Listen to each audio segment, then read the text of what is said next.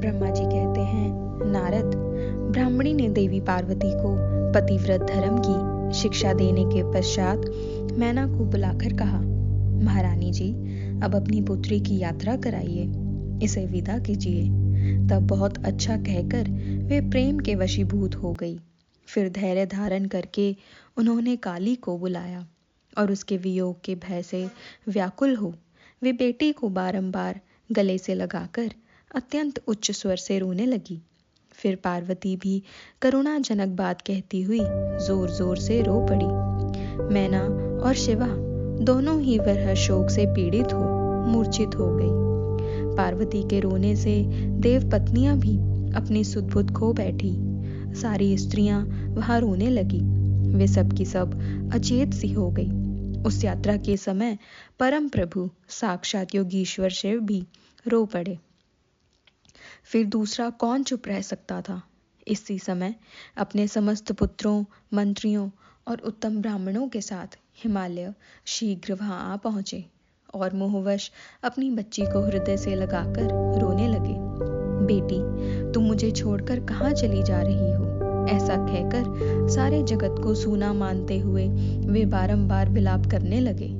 तब ज्ञानियों में श्रेष्ठ पुरोहित ने अन्य ब्राह्मणों के सहयोग से कृपा पूर्वक अध्यात्म विद्या का उपदेश देते हुए सबको सुखद रीति से समझाया। पार्वती ने भक्ति भाव से माता पिता तथा गुरु को प्रणाम किया। वे महामाया होकर भी लोकाचारवश बार बार रो उठती थी। पार्वती के रोने से ही सब स्त्रियां रोने लगती थी।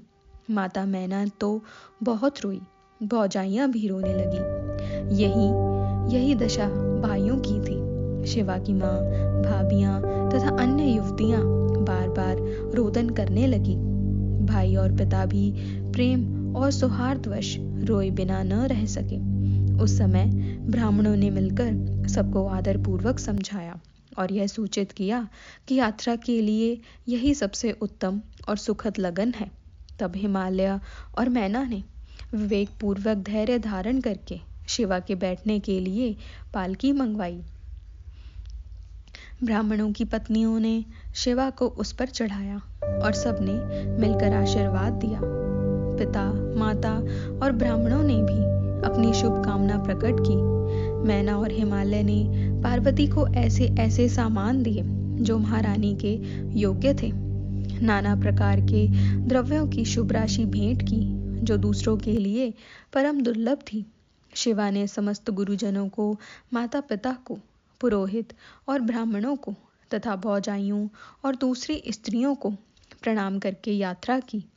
पुत्रों सहित बुद्धिमान हिमाचल भी स्नेह के वशीभूत हो पीछे पीछे गए और उस स्थान पर पहुंचे जहां देवताओं सहित भगवान शिव प्रसन्नता पूर्वक प्रतीक्षा कर रहे थे। वहां सब लोग बड़े प्रेम और आनंद से परस्पर मिले। उन सब ने भगवान को प्रणाम किया और उनकी प्रशंसा करते हुए वे पुरी को लौट आए। तदनंतर कैलाश पहुंचकर भगवान शिव ने पार्वती से कहा, देवेश्वरी, तुम सदा से ही मेरी प्राण प्रिय हो। तुम्हें लीला पूर्वक इस बात की याद दिला रहा हूँ। तुम्हें पूर्व जन्म की बातों का स्मरण है, अतः मेरे और अपने नित्य संबंध का यदि तुम्हें स्मरण हो तो बताओ। अपने प्राणनाथ महेश्वर की यह बात सुनकर शंकर की नित्य प्रिया पार्वती मुस्कुराती हुई बोली, प्राणेश्वर, मुझे सब बातों का स्मरण है, किंतु इस समय आप चुप रहिए और इस अवसर के अनुरूप जो कार्य हो उसी को शीघ्र पूर्ण कीजिए। ब्रह्मा जी कहते हैं, नारद, प्रिया पार्वती के सैकड़ों सुधा धाराओं के समान मधुर वचनों को सुनकर लोकाचार परायण भगवान विश्वनाथ बड़े प्रसन्न हुए। उन्होंने बहुत सी सामग्रियां एकत्र करके नारायण आदि देवताओं को भांति भांति की मनोहर भोज्य वस्तुएं खिलाई। इसी तरह अपने विवाह में पधारे हुए दूसरे लोगों को भी भगवान शंकर ने प्रेम पूर्वक सुमधुर रस से युक्त नाना प्रकार का अन्न भोजन कराया। भोजन करने के पश्चात उन सब देवताओं ने नाना रत्नों से विभूषित अपनी स्त्रियों और सेवक गणों के साथ आकर प्रभु चंद्रशेखर को प्रणाम किया। फिर प्रिय वचनों द्वारा प्रसन्नता पूर्वक उनकी स्तुति एवं परिक्रमा करके शिव विवाह की प्रशंसा करते हुए वे सब लोग अपने अपने धाम को चले गए। मुने, साक्षात भगवान शिव ने लोकाचारवश भगवान विष्णु और मुझको भी प्रणाम किया। ठीक उसी तरह जैसे वामन रूपधारी श्री हरि ने महर्षि कश्यप को नमस्कार किया था, तब मैंने और श्री विष्णु ने शिव को हृदय से लगाकर उनको आशीर्वाद दिया। तदनंतर श्री हरि उन्हें बार ब्रह्म परमात्मा मानकर उनकी उत्तम स्तुति की। इसके बाद मेरे सहित भगवान विष्णु शिव से विदा ले शिवा और शिव को प्रसन्नता पूर्वक हाथ जोड़ उनके विवाह की प्रशंसा करते हुए अपने उत्तम धाम को गए। भगवान शिव भी पार्वती के साथ सानंद विहार करते हुए अपने निवास भूत कैलाश पर्वत पर रहने लगे। समस्त शिवगणों को इस विवाह से बड़ा सुख मिला। वे अत्यंत भक्ति पूर्वक शिवा और शिव की आराधना करने लगे।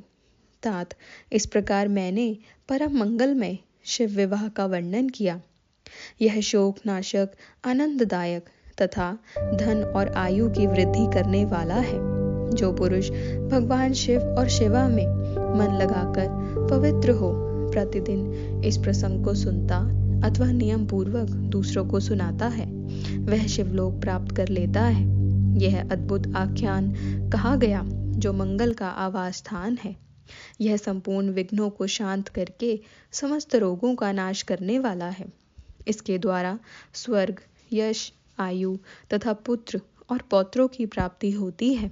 यह संपूर्ण कामनाओं को पूर्ण करता, इस लोक में भोग देता और परलोक में मोक्ष प्रदान करता है। इस शुभ प्रसंग को सुनने से अपमृत्यु का शमन होता है और परम शांति की प्राप्ति होती है।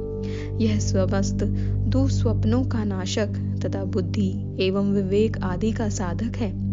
अपने शुभ की इच्छा रखने वाले लोगों को शिव संबंधी सभी उत्सवों में प्रसन्नता के साथ प्रयत्न पूर्वक इसका पाठ करना चाहिए। यह भगवान शिव को संतोष प्रदान करने वाला है। विशेषतः देवता आदि की प्रतिष्ठा के समय तथा शिव संबंधी सभी कार्यों के प्रसंग में प्रसन्नता पूर्वक इसका पाठ करना चाहिए अथवा पवित्र हो शिव पार्वती के इस कल्याणकारी चरित्र का श्रवण करना चाहिए। ऐसा करने से समस्त कार्य सिद्ध होते हैं। यह सत्य है, इसमें संशय नहीं है।